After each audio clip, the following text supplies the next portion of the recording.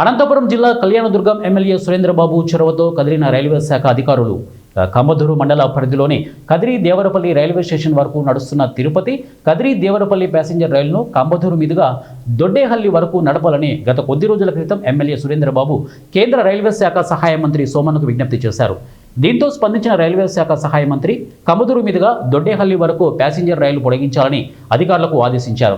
దీంతో railway safety అధికారులు రైలు engine సహాయంతో కదిరి దేవరపల్లి నుంచి దొడ్డేహల్లి కొరకు దాదాపు 20 కిలోమీటర్ల పైగా రైల్వే పట్టాల ట్రాక్ను పరిశీలించారు. రైల్వే ట్రాక్ పనులు పూర్తయినప్పటికీ కంబదూరుకు రైలు నడపడం లేదని ఎమ్మెల్యే దృష్టికి గతంలో ప్రజలు తీసుకువచ్చారు. దీనిని దృష్టిలో పెట్టుకుని ఎమ్మెల్యే కేంద్ర మంత్రిని కోరారు.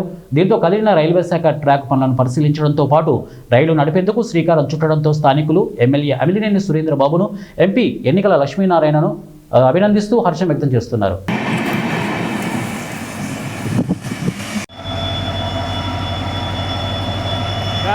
పోకనా